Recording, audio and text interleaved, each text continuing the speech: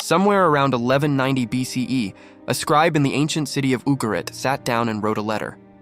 The city was burning. The army had already been destroyed. The grain stores were gone. And whoever was coming, they were still coming. The letter was addressed to the Pharaoh of Egypt. It said, "Save us. Give us grain. Save the lives of our citizens." The letter was never sent. It was found still in the kiln, waiting to be fired, when archaeologists excavated the ruins of Ugarit thousands of years later. The city was never rebuilt. Its people vanished from history. And Ugarit was not alone. Within a single human generation, roughly 50 years, almost every major civilization on Earth collapsed, not declined. Not weakened, collapsed. This is the Bronze Age collapse. And more than 3,000 years later, historians still cannot agree on what caused it.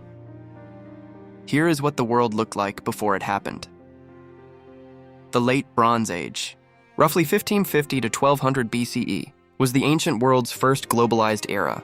Egypt was at the height of its power. The Hittite Empire controlled most of what is now Turkey.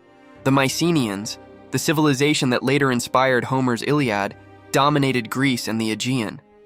The city of Ugarit in modern Syria was a thriving commercial hub. Babylon was flourishing in Mesopotamia. Cyprus was producing copper. These civilizations weren't just existing side by side. They were deeply, intricately connected. A single shipwreck discovered off the coast of Turkey, the Uluburun wreck, contained goods from at least 10 different cultures aboard one vessel. Copper from Cyprus, tin from Afghanistan, gold from Egypt, ebony from Africa. This was a sophisticated, interdependent trading network stretching from Italy to the borders of modern Iran. And then, within about 50 years, it was gone. The Mycenaean palaces burned. Their writing system, Linear B, disappeared entirely. Greece entered what historians call the Dark Ages, a period of roughly 300 years in which literacy effectively ceased to exist in the region. The Hittite Empire, one of the most powerful states in the ancient world, collapsed so completely that its capital city Hattusa was abandoned, and its very existence was forgotten until archaeologists rediscovered it in the 20th century. Ugarit was destroyed and never resettled. The Minoans vanished. Trade networks that had functioned for centuries simply stopped. Population levels in some regions dropped dramatically and didn't recover for generations. Egypt survived, barely. Pharaoh Ramesses III repelled 2 major invasions and left detailed records of what he faced. Those records mention a group of attackers he called the Sea Peoples, and this is where the story gets strange. The Sea Peoples appear in Egyptian inscriptions, Hittite correspondence, and the final text from Ugarit. They are described as a confederation of warriors arriving by sea, attacking coastal cities, destroying everything, moving on. Egyptian temple carvings show them in naval battle with stunning detail. Ramesses III claims to have defeated them decisively, but here is the problem. Nobody knows who they were. Their origins remain one of archaeology's most debated mysteries. Some scholars believe they were displaced populations, refugees fleeing their own collapsed civilizations, driven by drought and famine to raid the coastlines of others. Others argue they were organized seafaring raiders deliberately targeting weakened states. Some researchers think they may have been multiple different groups traveling together, lumped under one label by Egyptian scribes who didn't distinguish between them. We have their name. We have images of their faces carved in stone. We still don't know where they came from. For a long time, the Sea Peoples were blamed for the entire collapse. Then archaeologists started digging deeper, and the picture that emerged was far more unsettling than a single enemy army.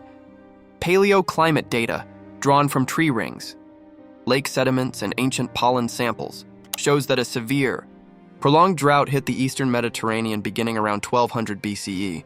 Not a bad season. A multi-decade climate shift that would have devastated agricultural production across the entire region simultaneously. Egypt's own records from this period mention sending emergency grain shipments to the Hittites, one of the most powerful empires on Earth, struggling to feed its population. Add to that evidence of internal revolts.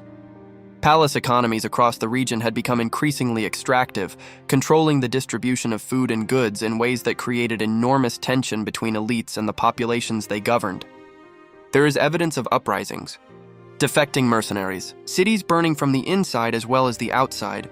Add to that a series of earthquakes, Multiple Mycenaean sites show destruction layers consistent with seismic activity during this period, and then add the interconnection itself, the very thing that had made the Bronze Age so prosperous. Historian Eric Cline describes the Late Bronze Age as the world's first truly globalized economy, which meant that when one node of the network failed, when a drought hit one region or raiders disrupted one trade route, the damage didn't stay local. It cascaded. Civilizations that depended on copper from Cyprus couldn't make bronze. Armies that couldn't arm themselves couldn't defend borders. Cities that couldn't defend borders fell. And cities that fell couldn't trade. And cities that couldn't trade collapsed. No single cause brought down the Bronze Age. It was all of them at once, which is the part that stays with you. These weren't primitive societies. The Late Bronze Age civilizations built palaces and maintained archives and traded across thousands of miles. They were sophisticated, interconnected, and, they believed, stable. And within 50 years, they were gone. Not most of them.